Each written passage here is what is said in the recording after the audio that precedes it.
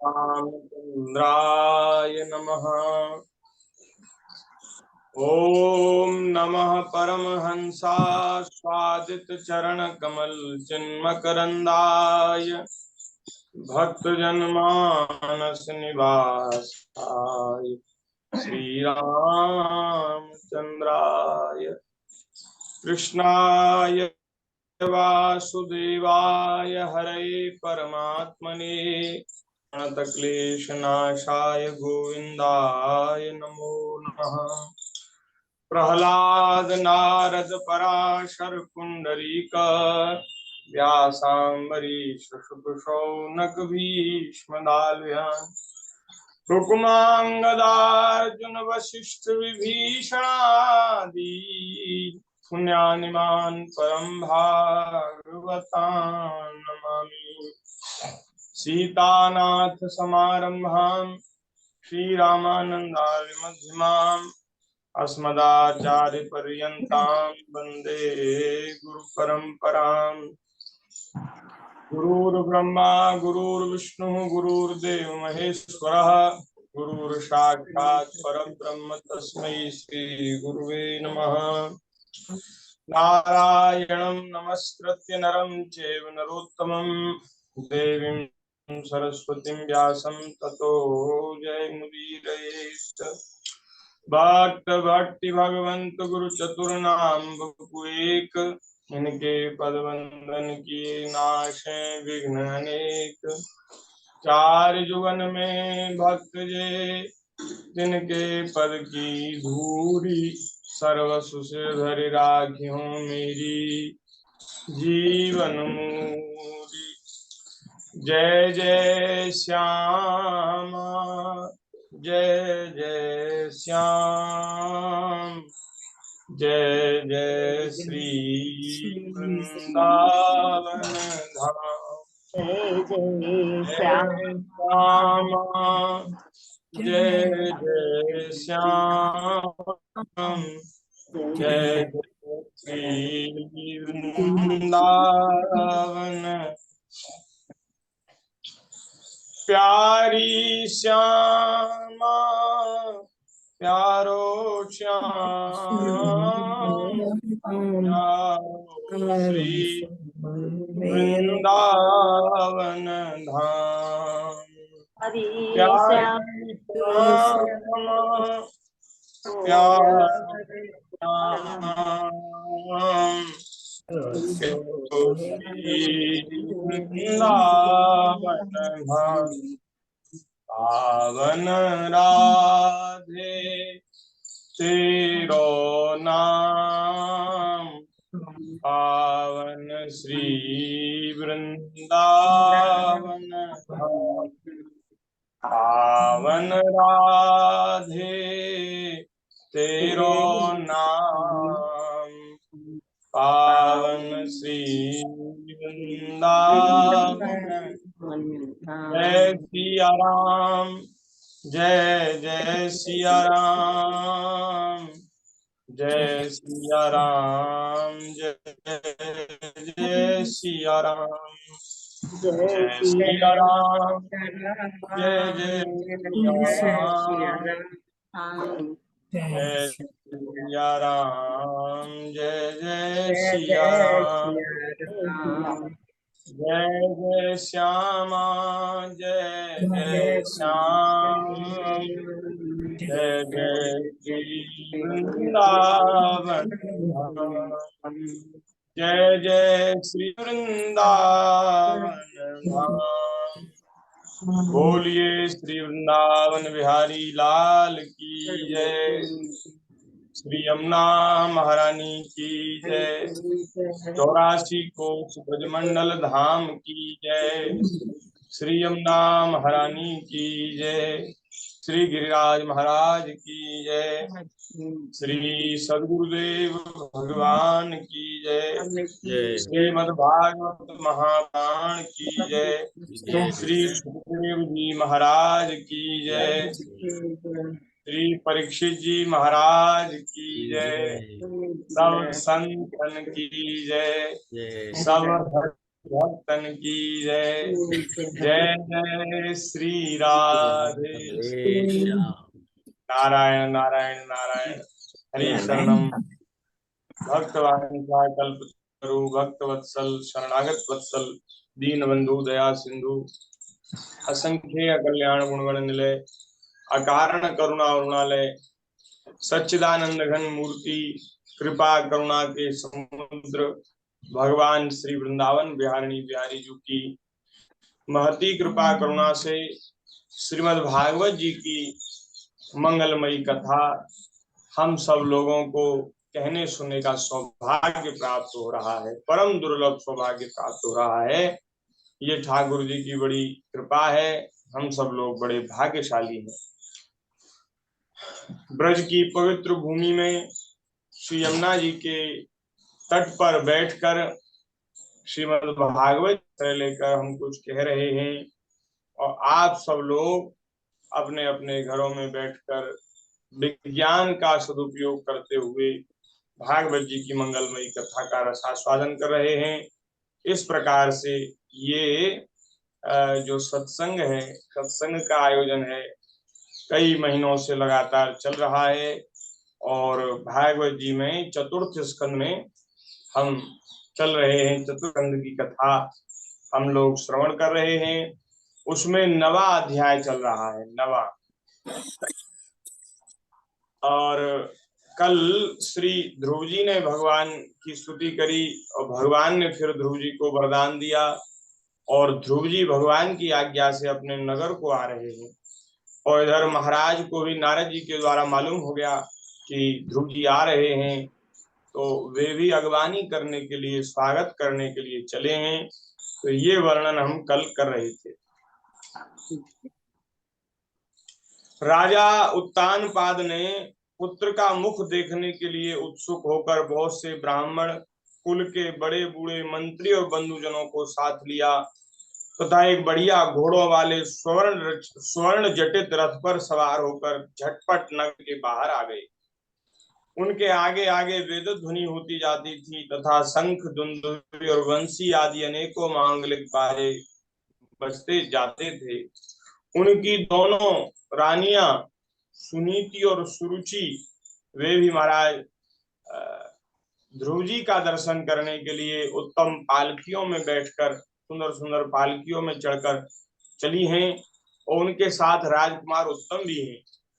ध्रुव जी उपवन के पास आप पहुंचे। उन्हें देखते ही महाराज उत्तानपाद तुरंत रथ से उतर पड़े। पुत्र को देखने के लिए वे बहुत दिनों से उत्कंठित हो रहे थे और महाराज उन्होंने आगे बढ़कर प्रेमातुर हो ध्रुव जी को भुजाओं में भर लिया। अब ये पहले के ध्रुव नहीं थे, ये कुछ विशेष हो गए हैं, विशेषता हो गई है।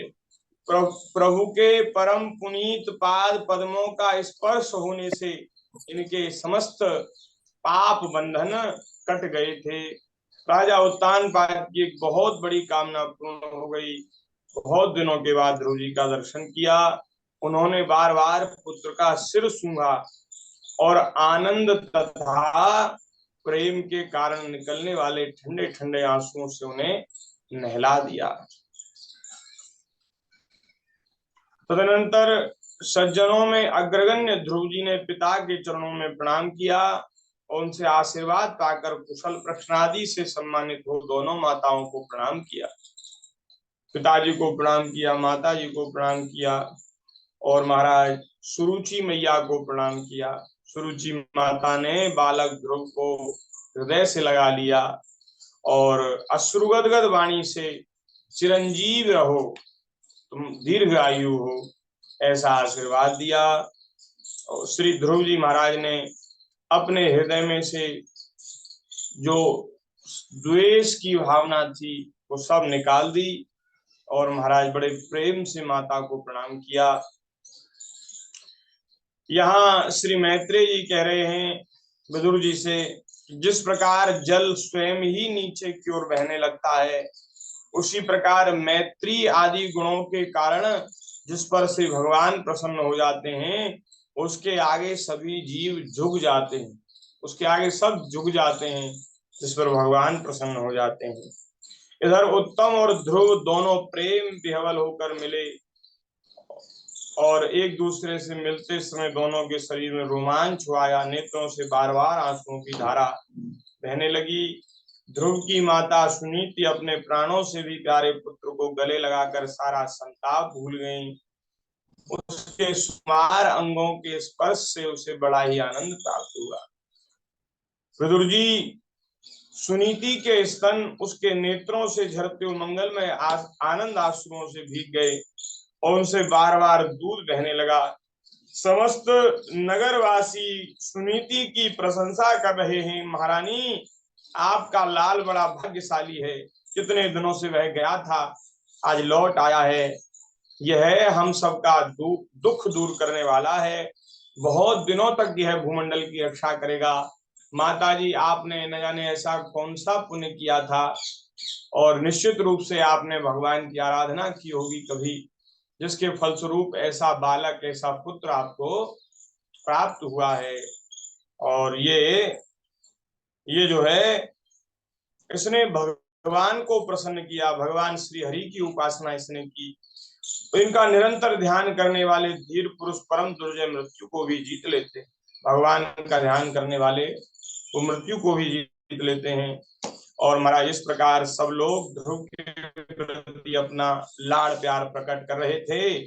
उस समय उत्तम के सहित एक महाराज बड़ी सजी धजी हथनी पर चढ़ाया ध्रुव जी को उत्तानपाद ने और बड़े हर्ष के साथ राजधानी में प्रवेश किया। उस समय सभी लोग उनके भाग्य की बड़ाई कर रहे थे। इस प्रकार से महाराज ध्रुव जी का स्वागत हुआ। नगर में सुंदर नगर को सजाया गया था। नगर के सब नगर निवासी ध्रुव जी का दर्शन कर रहे हैं। ये ध्रुव जी भगवान का दर्शन करके आए हैं, इसलिए सब लोग इनका दर्शन करके अपने आप को भाग्यशाली समझ रहे हैं और मांगलिक वस्तुएं सजा करके शीलवती सुंदरी स्त्रियां उनको देखने के लिए एकत्रित हो रही हैं और उनको आशीर्वाद देते हुए सफेद सरसों, अक्षत, दही, जल, दूर्वा, पुष्प और फलों की वर्षा कर रही है। तो इस प्रकार महाराज नगर में श्री ध्रुव जी ने प्रवेश किया है और राजर्षि उत्तानपाद ने अपने पुत्र के अति अद्भुत प्रभाव की बात देवर्षि नारद जी से पहले सुन रखी थी और अब उसे प्रत्यक्ष वैसा ही देख लिया। उन्हें बड़ा आश्चर्य हुआ और फिर सुख पूर्वक महाराज विराजने लगे हैं। अब ध्रुव तरुण अवस्था को प्राप्त हो गए हैं और राजा ने देखा कि मंत्री जो है इनका बड़ा आदर करते हैं और प्रजा भी इनके ऊपर बड़ा अनुराग करती है, प्रेम करती है। तो ध्रुव जी को श्री उत्तानपाद ने निखिल भूमंडल के राज्य पर अभिषिक्त कर दिया।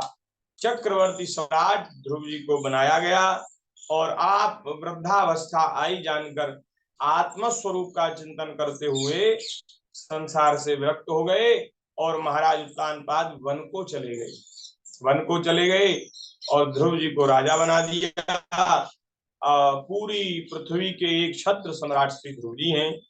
ध्रुव जी ने 2 विवाह किए। यहाँ 9वां अध्याय पूरा हो गया, 10वां अध्याय प्रारंभ हो रहा है। इसमें ध्रुव जी के प्रभाव का वर्णन है। ध्रुव जी ने प्रजापति सुकुमार की पुत्री भ्रमी के साथ विवाह किया। उससे उनके 2 पुत्र हुए, कल्प और वत्सर। और महाबली ध्रुव की दूसरी स्त्री वायु की पुत्री इला थी। उससे उनके उत्कल नाम के एक पुत्र और एक कन्या रत्न का जन्म हुआ। और इधर उत्तम जो है उसका अभी विवाह नहीं हुआ था और वो एक दिन शिकार खेलने हिमालय पर्वत पर गया और वहां एक यक्ष को लड़ाई में उसने मार डाला। यक्ष जो है वो कुबेर, यक्षों के अधिपति हैं कुबेर के सेवकों को यक्ष कहते हैं। कि एक लोक होता है यक्ष लोक और वहां कुबेर और इनके अनुचर सेवक रहते हैं। तो यक्ष आया था हिमालय पर, उससे लड़ाई हो, उसको मार डाला। और महाराज अब क्या हुआ कि यक्षों ने उत्तम के ऊपर वो कर दिया, आक्रमण कर दिया और यक्षों के साथ लड़ाई करते हुए उत्तम मारा गया। उत्तम को मार दिया गया। और इधर जब महाराज ध्रुव जी को समाचार मिला कि मेरे भाई को यक्षों ने मार दिया है, तो बड़े दुखी हो गए। और उत्तम की माता उसके साथ ही परलोक को सिधार गई। पति के साथ तो वन में नहीं गई, लेकिन अपने पुत्र के साथ पुत्र मोह में बेचारी बावली हो गई और वह वन में घुस गई, वन में आग लग गई, में मर गई। अब ध्रुव जी महाराज एक रथ पर चढ़कर यक्षों के देश में जा पहुंचे और वहां उन्होंने यक्षों से भरी हुई अलकापुरी को देखा।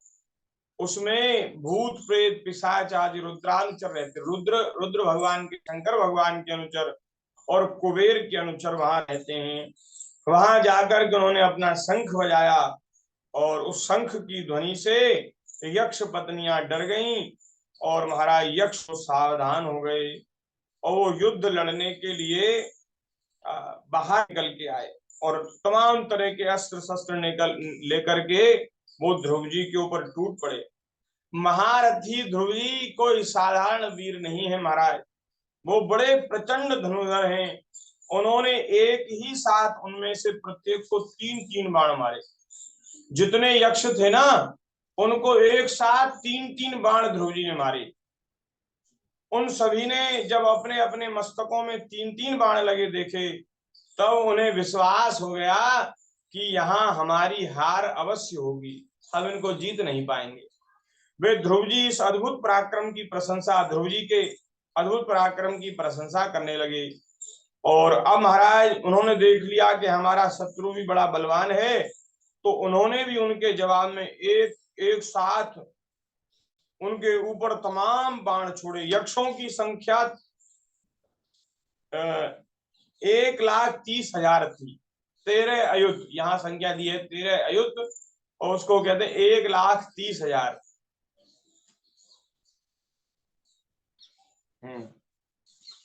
उन्होंने ध्रुव जी का बदला लेने के लिए अत्यंत कुपित होकर रथ और सारथी के सहित उन पर तमाम तरह के अस्त्र शस्त्र और बाणों की वर्षा कर दी। उससे ध्रुव जी बिल्कुल डग गए।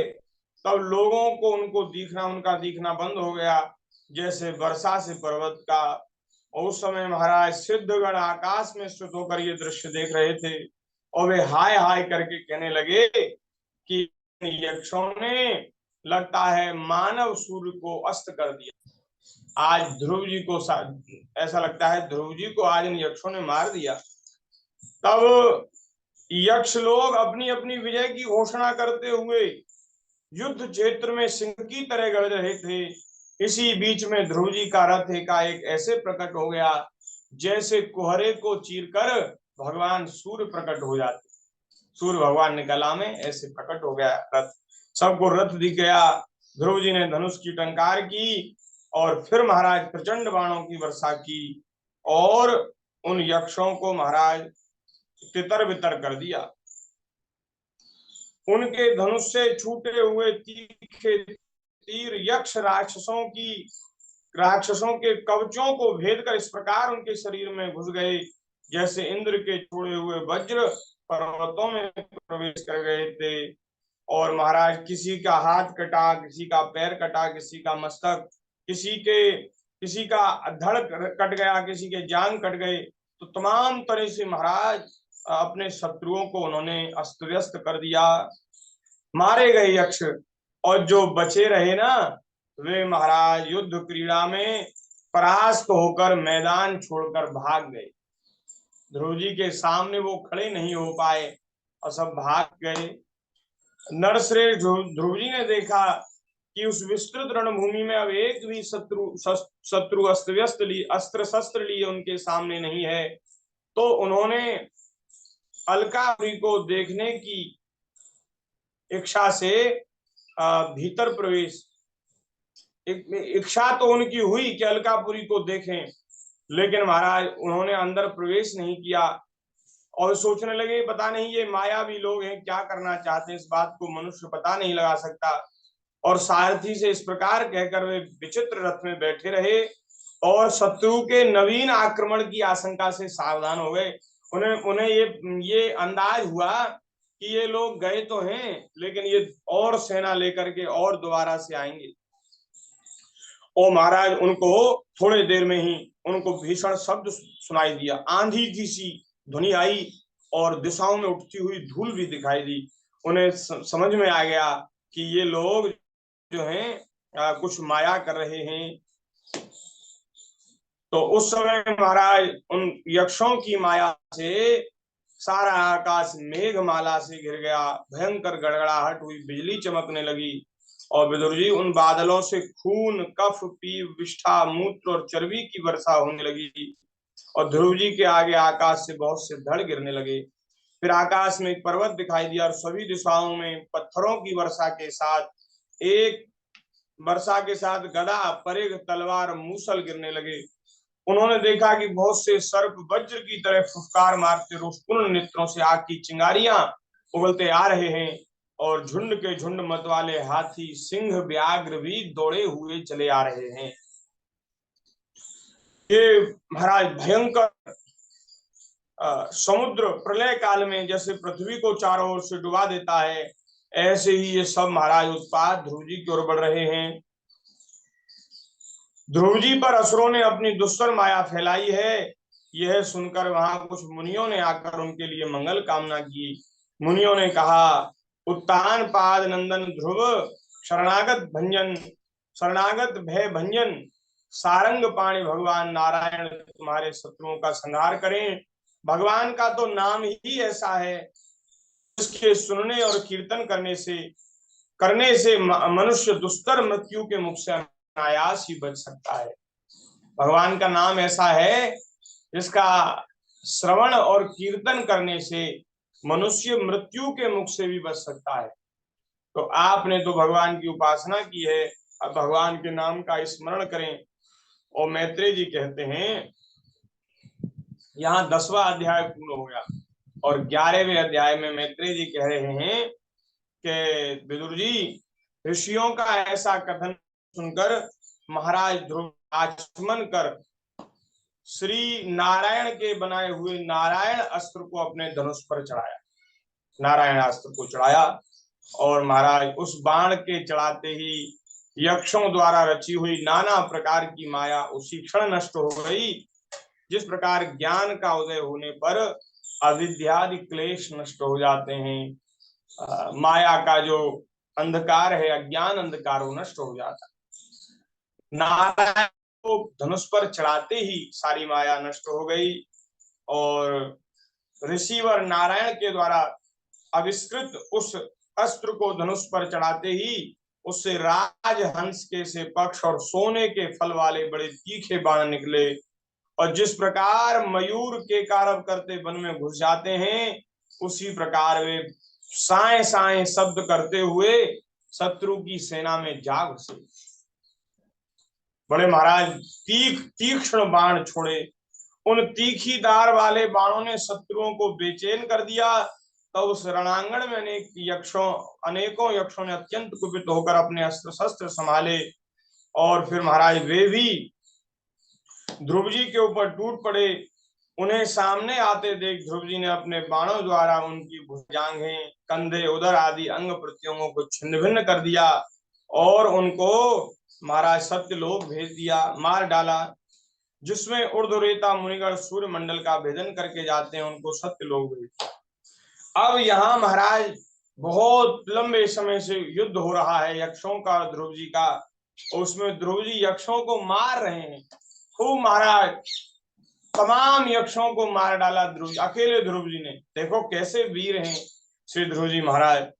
अब जब उनके पितामह स्वयंभु मनु ने देखा कि ध्रुव जी यक्षों को मार रहे हैं और यक्षों ने कोई अपराध नहीं किया, निरपराध यक्षों को मार रहे हैं, तो उन्हें उन पर दया आई और वे ऋषियों को साथ लेकर अपने पौत्र ध्रुव जी को समझाने आए।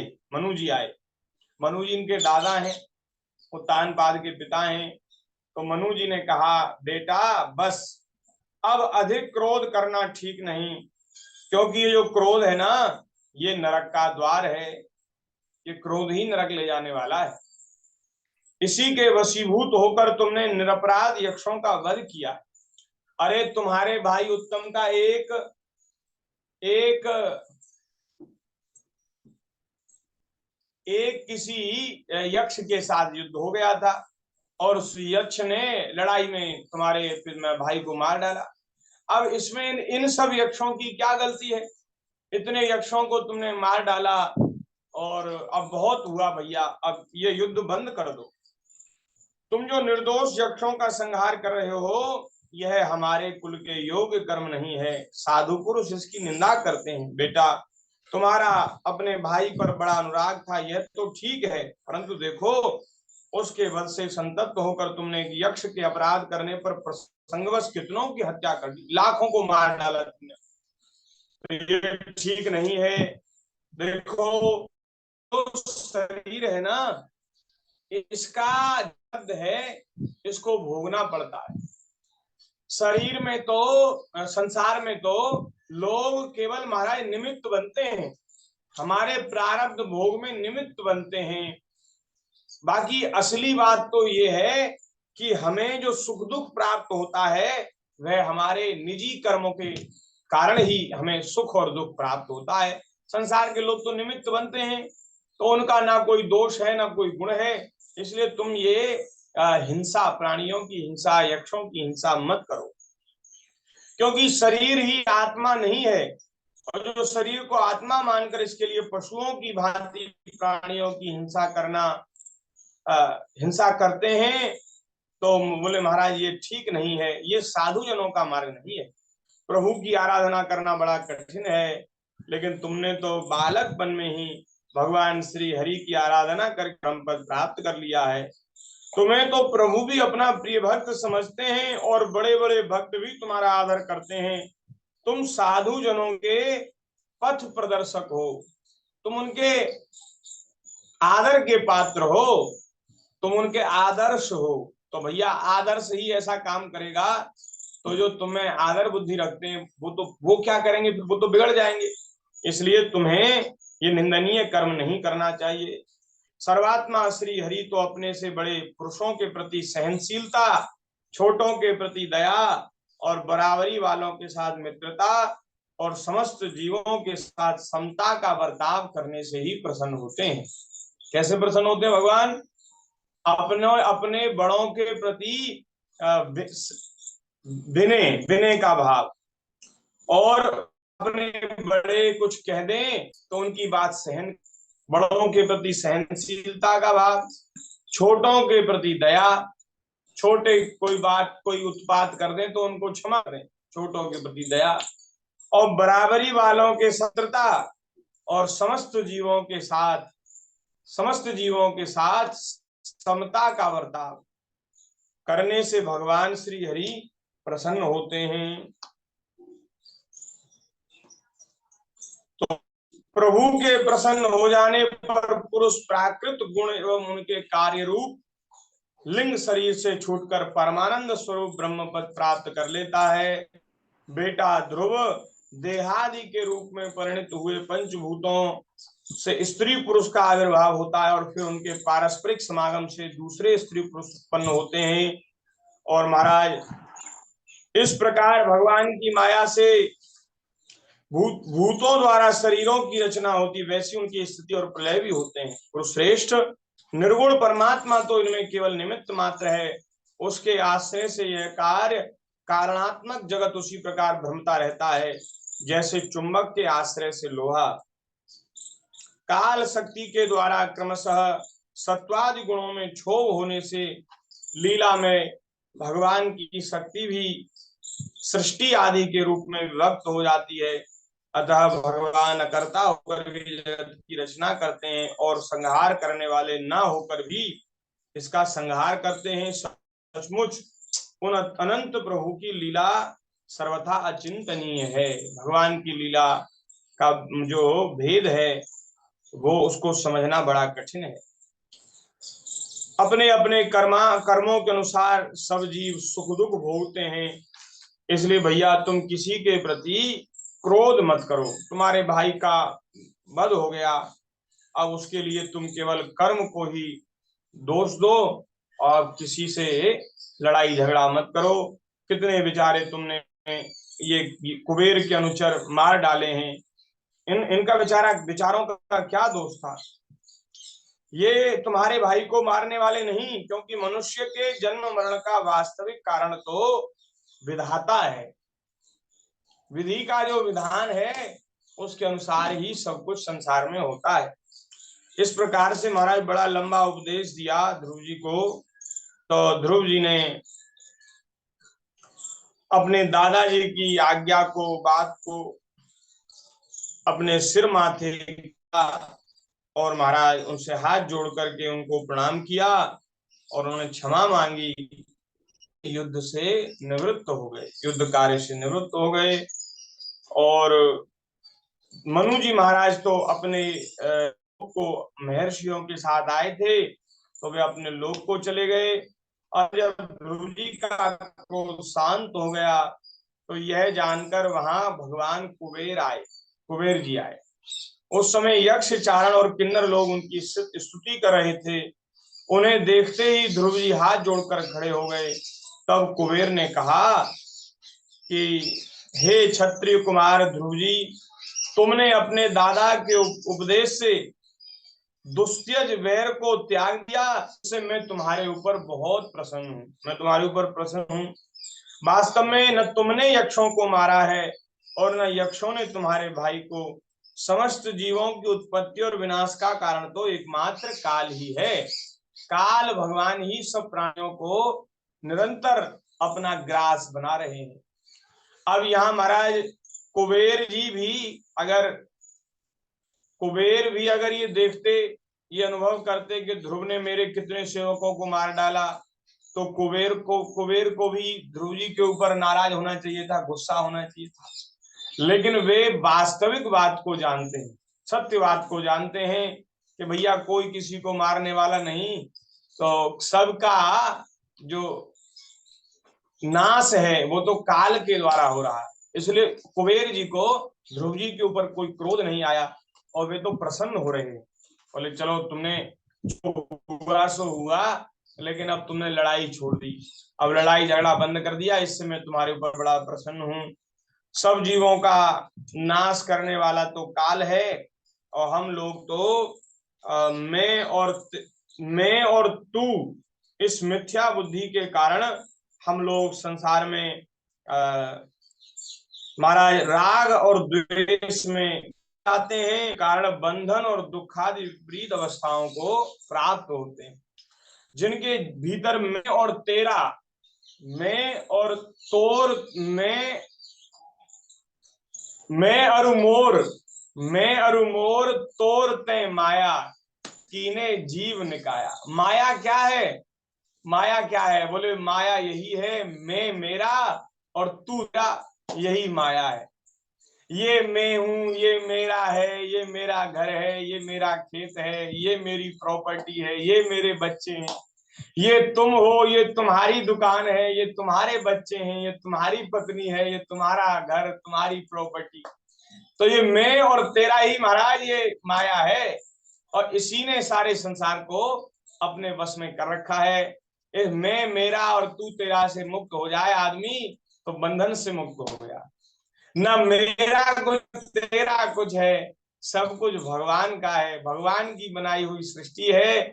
हम लोग तो थोड़े दिनों के लिए आए हैं, बताओ कितने दिन रहेंगे यहाँ। ना कुछ साथ लेकर आए, ना कुछ साथ लेकर के जाएंगे, और नाटक ठीक से करेंगे तो वहां महाराज हमें पुरस्कृत किया जाएगा, और इसको दुनिया को अपना समझ लेंगे, और दुनिया बनाने वाले ने, जो जिस देने वाले ने हमको दिया, और उसका उपकार नहीं मानेंगे और अपना समझ लेंगे, और वहीं फंस जाएंगे। अपना मानने में ही दोष है। एक दिन वहां महाराज जी कह रहे थे ना कि जहां जहां जिस जिस वस्तु से हम माया करते हैं, वही वही वस्तु हमें बांधने वाली हो जाती, और वही वही वस्तु दूषित हो जाती। मिश्री को भगवान को अर्पित कर दिया तो प्रसाद हो गया, और जब प्रसाद हो गया तो दिव्य हो गया, वो पदार्थ नहीं रहा, अब वो भगवत प्रसाद हो गया। प्रसाद की महिमा कितनी होती है। और अगर हमने उसको अपना मान के रखा तो वो सामान्य मिश्री ही रही, साधारण मिश्री रही। और ठाकुर जी को समर्पित करने से सब वस्तु दिव्य हो जाती, सबकी महिमा बढ़ जाती। तो महाराज इस प्रकार ध्रुव जी को श्री कुबेर जी ने कहा कि भैया तुम अब जाओ, तुम्हारा मंगल करें, तुम संसार पास से मुक्त होने के लिए सब जीवों में समदृष्टि रखकर सर्वभूतात्मा भगवान श्री हरि का भजन करो। वे संसार पास का छेदन करने वाले हैं, संसार की उत्पत्ति आदि के लिए अपनी त्रिगुणात्मिका माया शक्ति से युक्त होकर भी वास्तव में वे उससे रहित हैं। उनके चरण कमल ही सबके लिए भजन करने योग्य हैं।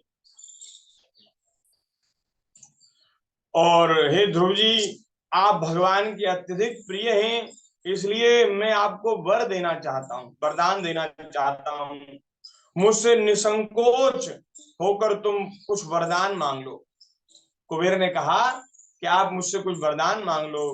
तो मैत्रेय जी कहते हैं, विदुर जी, जब कुबेर ने वरदान की आग्रह किया तब महाभागवत ध्रुव जी ने उनसे यही मांगा कि मुझे श्री हरि की अखंड स्मृति बनी रहे। क्या मांगा?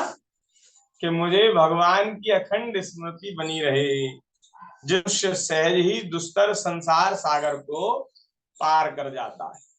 कहीं कोई भी देखो, भक्त पहले तो कहीं किसी से कुछ चाहते नहीं, और कोई अपनी ओर से कृपा करके वरदान देने के लिए कहता है और मांगने के लिए कहता है, कुछ देना चाहता है, तो वहां संसार की चीज नहीं मांगते।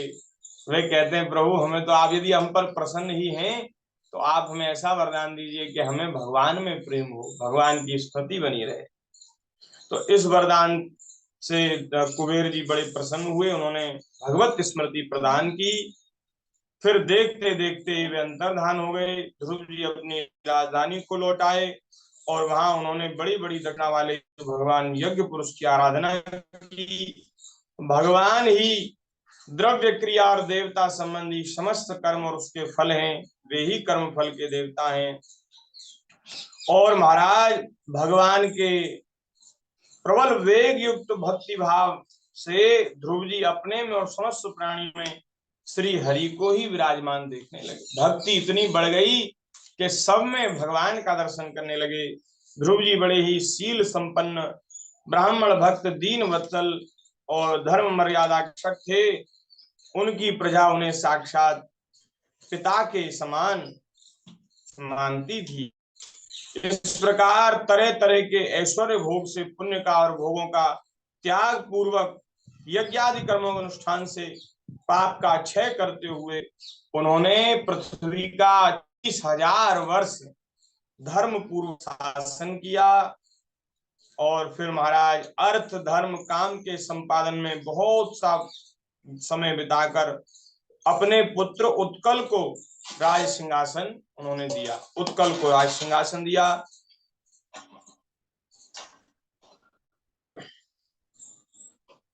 इस सारे संसार को माया से अपने में ही कल्पित मानकर और यह समझकर कि शरीर, स्त्री, पुत्र, मित्र, सेना, भरा पूरा खजाना और ये समुद्र पर्यंत भूमंडल का राज्य, ये सभी नाशवान हैं, ये सभी नष्ट होने वाले हैं।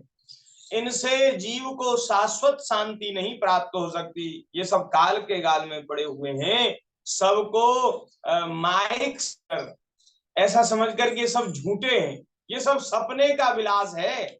सपने में व्यक्ति सो रहा हो तो खूब महल देखता है, बड़े बड़े हाथी घोड़ा रथ देखता, नौकर सेवक देखता, लेकिन वो होते सब झूठे हैं। तो ध्रुव जी ने देखा ये सब झूठा है, असत्य है, तो उन्होंने महाराज सबका त्याग कर दिया और वे बद्रिकाश्रम को चले गए। बद्रिका नर नारायण भगवान की तपस्थली बद्रिकाश्रम को चले गए। वहां उन्होंने पवित्र जल में स्नान करके इंद्रियों को विशुद्ध किया और आसन पर बैठकर प्राणायाम के द्वारा वायु को वश में किया। मन के द्वारा इंद्रियों को बाह्य विषयों से हटाकर भगवान के विराट स्वरूप में स्थिर कर दिया और विराट स्वरूप का चिंतन करते करते समाधि लग गई और उस विराट रूप का भी महाराज उन्होंने फिर परित्याग कर दिया। इस प्रकार भगवान श्री हरि के प्रति निरंतर भक्ति भाव का प्रवाह चलते रहने से उनके नेत्रों में बार बार आनंद आनंद अश्रुओं की बाढ़ आ जाती थी। भगवान का स्मरण करते करते उनके नेत्रों में आंसू बहने लगते। इससे उनका हृदय द्रवीभूत हो गया और शरीर में रोमांच हो गया। फिर देहाभिमान गलित हो जाने से उन्हें मैं ध्रुव हूं इसकी स्मृति भी न रही। ये भी भूल गए कि मैं कौन हूं, सब भूल गए। यही होता है महाराज, प्रेम में मतवाला होना, प्रेम में पागल होना। अपनी सत्ता को ही भुला दिया। मैं नहीं, मेरा नहीं, और ये सब कुछ प्रभु आपका ही है, सब आपका ही स्वरूप है। अपने आप को भी भुला दिया। भक्तिम हरो भगवती प्रवहन जस्र मानंद बाष्प कलया मुहुरर्ध्यमान विक्लिध्यमान हृदय पुलकाचितांगो नात्मानमस्मरदशा विमुक्त लिंग। इस प्रकार ध्रुव जी ने आकाश से महाराज अपने आप को भुला दिया, निरंतर प्रेम में डूबे रहते थे। और इसी समय ध्रुव जी ने आकाश से एक बड़ा ही सुंदर विमान उतरते देखा। सुंदर विमान आया महाराज ध्रुव जी को लेने, और उसमें ऐसा प्रकाश निकल रहा था जिससे दसों दिशाएं आलोकित हो रही थीं। ऐसा लगता मानो पूर्णिमा का चंद्रमा ही उदित हो गया है, आज पृथ्वी पर उतर आया चंद्रमा, ऐसा लगता। उसमें उस विमान का बड़ा सुंदर द्वार खुला और उसमें से दो श्रेष्ठ पार्षद महाराज बाहर निकल के आए और वे अपनी गदाओं को टेक कर पृथ्वी पर गदाओं का सहारा लेकर खड़े हो गए। जैसे डंडा लगा हो ना किसी के हाथ में, तो डंडे का सहारा लेकर खड़ा होता है, ऐसे ही गदाओं का सहारा लेकर खड़े हो गए। उनके चार भुजाएं थी, सुंदर श्याम शरीर था, किशोर अवस्था थी और अरुण कमल के समान नेत्र थे। वे सुंदर वस्त्र, किरीट, हार, भुजबंद और अति मनोहर कुंडल धारण किए हुए थे। ध्रुव जी ने समझ लिया कि हमारे प्रभु के सेवक हैं, श्री हरि के सेवक हैं। ध्रुव जी हड़बड़ाहट में उठे और महाराज पूजा का क्रम भूल गए। भगवान के पार्षदों का दर्शन करके पूजा का क्रम भूल गए कि पहले अर्घ्य अर्पित करें, कि पहले आचमन अर्पित करें, है कि पहले चरण धोमें, क्या करें, भूल गए और महाराज खड़े हो गए। और ये भगवान के पार्षदों में प्रधान है, ऐसा समझकर उन्होंने भगवान के नामों का कीर्तन किया। भगवान के पार्षद हैं, ये भगवान के पार्षद किस पूजा से प्रसन्न होंगे? बोले और किसी पूजा से नहीं, भगवान के नाम से प्रसन्न होंगे। भगवान के भक्त, भगवान के संत और किसी पूजा सेवा से इतने प्रसन्न नहीं होते जितने भगवान के नाम से, भगवान की कथा से प्रसन्न होते हैं। तो भगवान के नाम का कीर्तन किया। श्री कृष्ण गोविंद हरे मुरारे, हे नाथ नारायण वासुदेव। श्री कृष्ण गोविंद हरे हरे मुरारे, मुरारे, हे नाथ नारायण वासुदेव। श्री कृष्ण गोविंद हरे मुरारे, हे नाथ नारायण वासुदेवा। श्री श्री कृष्ण कृष्ण गोविंद गोविंद हरे मुरारे, हे नाथ नारायण वासुदेवा, हे नाथ नारायण वासुदेवा, हे नाथ नारायण वासुदेव। वासुदेव। भक्तवत्सल भगवान की हाथ जोड़ करके ध्रुव जी ने प्रणाम किया और ध्रुव जी का मन भगवान के चरण कमलों में तल्लीन हो गया और वे हाथ जोड़कर बड़ी नम्रता से सिर नीचा किए खड़े रह गए। और महाराज वो भूल गए कि क्या करना है, कैसे करना है, क्या कहना है, भूल गए। भगवान के चरणों में मन लग गया, सिर नीचा करके हाथ जोड़कर खड़े हो गए। तब महाराज भगवान के प्रिय पार्षद सुनंद और नंद ने उनके पास जाकर मुस्कुराते हुए कहा, सुनंद और नंद ने कहा, राजन आपका कल्याण हो। आप सावधान होकर के हमारी बात सुनिए। आपने 5 वर्ष की अवस्था में ही तपस्या करके सर्वेश्वर हमारे प्रभु भगवान को प्रसन्न कर लिया था। हम उन्हीं निखिल जगन नियंता सारंग पाणी भगवान विष्णु के सेवक हैं और आपको भगवान के धाम में ले जाने के लिए यहाँ आए हैं। भगवान श्री हरि ने, श्री नारायण भगवान ने हमको भेजा है और आपको अपनी भक्ति के प्रभाव से विष्णु लोक का अधिकार प्राप्त हुआ है, जो महाराज औरों के लिए बड़ा दुर्लभ है। ये आपको ही मिला है, सबके लिए नहीं है, बड़ा दुर्लभ है भगवान का धाम। परम ज्ञानी सप्तऋषि भी वहां तक नहीं पहुंच सके, वे नीचे से उसे देखते हैं, केवल देखते रहते हैं। सूर्य चंद्रमा आदि ग्रह नक्षत्र तारागण उसकी प्रदक्षिणा किया करते हैं। सूर्य भगवान भी भगवान के धाम की प्रदक्षिणा करते हैं, चंद्रमा भी प्रदक्षिणा करते हैं, सभी तारे प्रदक्षिणा करते हैं। चलिए अब आप उसी भगवान के धाम में निवास कीजिए। आहा, भगवान के पार्षदों ने कहा, हे प्रियवर, आज तक आपके पूर्वज तथा और कोई भी उस पद पर कभी नहीं पहुंच सके। भगवान विष्णु का वह परम धाम सारे संसार का वंदनीय है। आप वहां चलकर विराजमान हो जाएं। आयुष्मान, यह श्रेष्ठ विमान पुण्य श्लोक शिखामणि श्री हरि ने आपके लिए भेजा है। आप इस पर चढ़ने योग्य हैं, आप इस पर चढ़ जाइए। तब महाराज पार्षदों के अमृतमय वचन सुनकर ध्रुव जी ने स्नान किया और फिर संध्या वंदन आदि नित्य कर्म किए। सीधे विमान में नहीं बैठ गए। देखो शास्त्र की मर्यादा का कितना आदर करते हैं संत।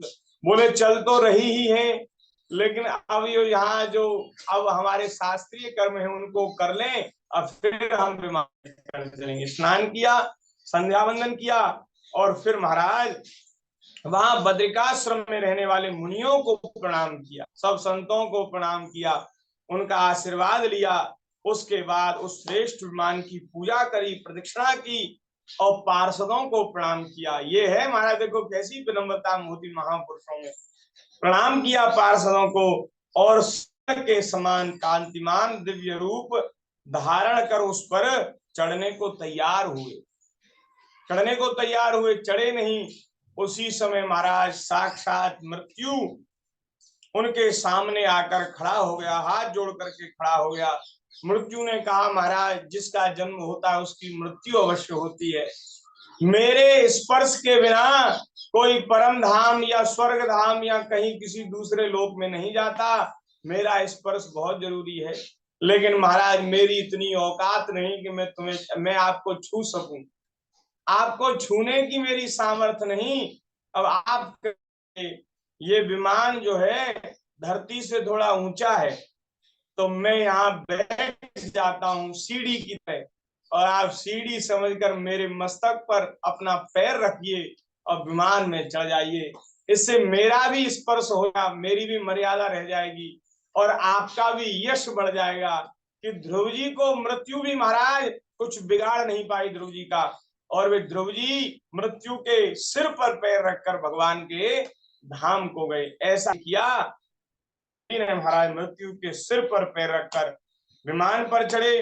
विमान जब चलने लगा ना, तो आकाश में धुंधुवी बजने लगी, ढोल बजने लगे, श्रेष्ठ गंधर्व गान करने लगे, फूलों की वर्षा होने लगी। को जाने के लिए ध्रुव जी तैयार हुए। क्यों ही महाराज उन्हें अपनी माता सुनीति का स्मरण हुआया। धन्य है, माता का स्मरण हुआया।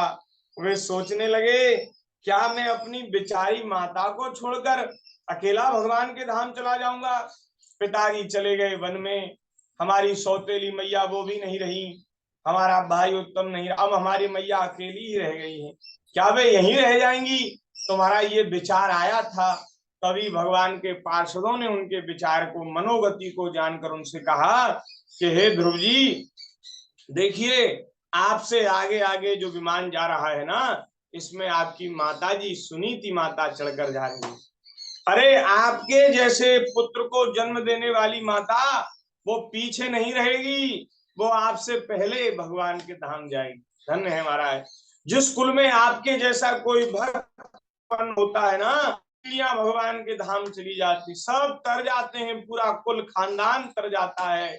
इसलिए भैया भगवान की कृपा ऐसी हो, हमारे कुल खानदान में भी कोई ऐसा भगवान का भक्त उत्पन्न हो जाए, हम सब लोगों का भी कल्याण हो जाए। इसलिए हम सब लोग स्वयं भगवान के भजन में लगे और अपने परिवारीजन, प्रिय, अपने बालक बच्चे सबको भगवान के भजन में लगावें। अरे कोई किसी का संस्कार उदय हो गया और किसी का मन अगर भगवान में लग गया, तो महाराज अगर किसी को भगवान का भजन अच्छा लगने लगा, भगवान के चरणों में मन लग गया, भक्ति की प्राप्ति हो गई और ठाकुर जी के चरणों की प्राप्ति हो गई, तो हम सबका कल्याण हो जाएगा, पूरे कुल खानदान पुरखा सब तर जाएंगे। इसलिए हम लोगों को स्वयं भजन में लगना चाहिए और अपने सभी प्रियजनों को, परिवारी जनों को भी भगवत भजन की, भगवत भक्ति की प्रेरणा देनी चाहिए। वैसे तो देखो कोई किसी के समझाने से समझता नहीं, मनाने से मानता नहीं, लेकिन कहीं किसी का भी अगर संस्कार, पूर्व संस्कार, पूर्व प्रारब्ध अगर कहीं थोड़ा ऐसा हुआ कि भगवान की ओर लग गया, भगवान में लग गया, भगवान बड़े दयालु हैं, शीघ्र अति शीघ्र जीवों को अपनाने के लिए ठाकुर जी एकदम तैयार रहते हैं।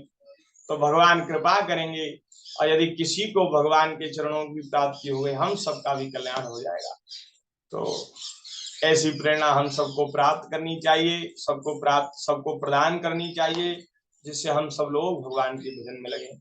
और महाराज ऐसा कोई भगवान का भक्त जब किसी के कुल में जन्म लेता है ना, तो आकाश में उस कुल के जो पितर होते हैं, जो पुरखा होते हैं, वो महाराज ताली बजा बजा करके नाचते हैं। वे सोचते हैं अब हमारे कुल में भगवत भक्त का जन्म हो गया, अब बोले अब हम मुक्त हो जाएंगे, अब हम नरक सुरक के चक्कर से छूट जाएंगे, अब हम भगवान के धाम को चले जाएंगे। पृथ्वी महाराज, पृथ्वी आनंदित हो जाती है, धरती माता कहती है कि धन्य है, इतना भार तो मैं सहन कर रही हूँ, लेकिन आज कोई भगवत भक्त मेरे ऊपर जन्म लेगा, अब उसके चरणों से आनंदमयी हो जाऊंगी। वसुंधरा पुण्यवती चतेन। और महाराज देवता, ऋषि और आकाश में स्तुति करते हैं, उसके भाग्य की सराहना करते हैं कि देखो ये कुल कितना श्रेष्ठ है, इसमें भगवान का भक्त जन्म ले रहा है। उमा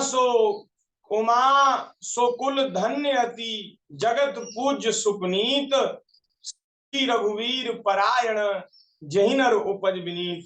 जहाँ भगवान के भक्त का, विनम्र पवित्र भगवान के भक्त का जन्म होता है, भोले बाबा कह रहे हैं पार्वती वह कुल जो है सबसे श्रेष्ठ है, सबसे पवित्र है, सारे संसार के लिए पूजा के योग्य है।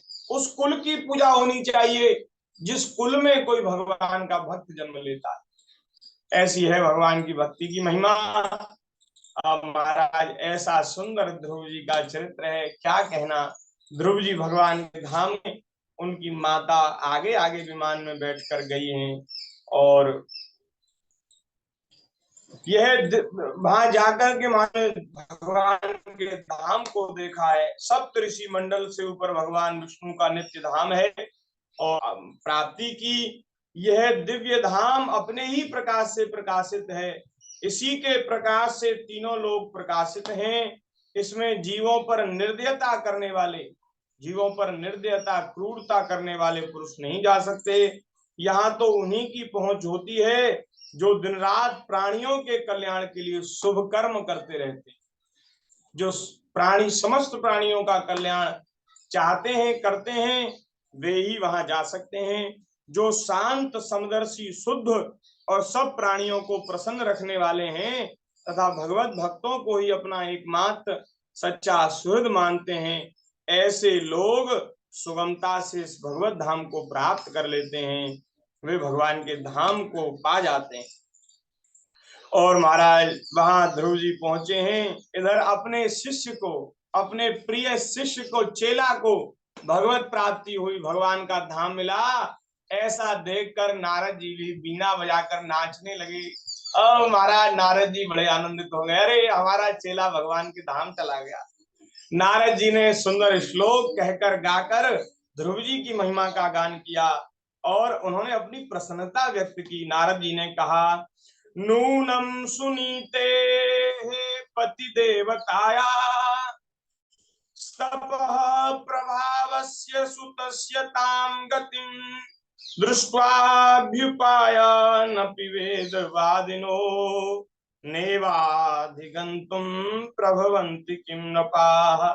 नारद जी ने कहा, इसमें संदेह नहीं कि पति परायणा सुनीति के पुत्र ध्रुव ने तपस्या के द्वारा अद्भुत शक्ति संचित करके जो गति पाई है, उसे महाराज बड़े बड़े वेदवादी मुनिगण भी नहीं पा सकते। फिर राजाओं की तो बात ही क्या है, राजा महाराजा उस गति को कहां प्राप्त करें जो ध्रुव जी ने पाई। अहो, ये 5 वर्ष का बच्चा था और सौतेली माता के वाग बाणों से मर्माहत होकर वन को जा रहा था, तब मैंने ही तो इसको उपदेश दिया था, मैंने इसको उपदेश दिया था, मैंने इसको मंत्र दिया, दीक्षा दी, और वहां महाराज इसने भगवान का भजन करके आश्रय लेकर तपस्या की, भगवान को प्राप्त कर लिया।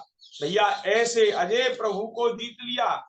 अजय हैं प्रभु, उनको जीतना महाराज असंभव है, उनको कोई जीत नहीं सकता ठाकुर जी को, लेकिन उन भगवान को जीत लिया जो केवल अपने भक्तों के गुणों से ही वश में होते हैं। आहा, भगवान को भी जिन्होंने जीत लिया, ऐसे ध्रुव जी महाराज। श्री ध्रुव जी महाराज की जय, श्री भक्तवत्सल भगवान की जय, श्री नारायण भगवान की जय, जय जय श्री राधे। भजन तो बनता है प्रभु जी।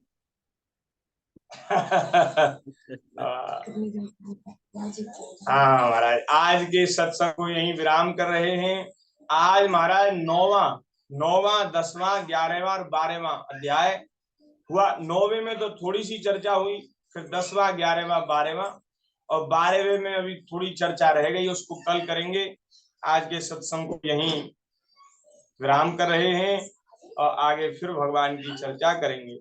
और महाराज ऐसी विषयों के लिए मैंने गमाए हैं, अनेकों जन्म विषयों के लिए मैंने गमाए हैं, बड़ा है कीमती जीवन, ये जीवन बड़ा कीमती है, बड़ा है कीमती जीवन, सफल इसको बना जाऊं, बड़ी है लालसा मन में, तुम्हें घन श्याम पा जाऊं, बड़ी है लालसा मन में, तुम्हें घन श्याम पा जाऊं, कहानी अपने दुखों की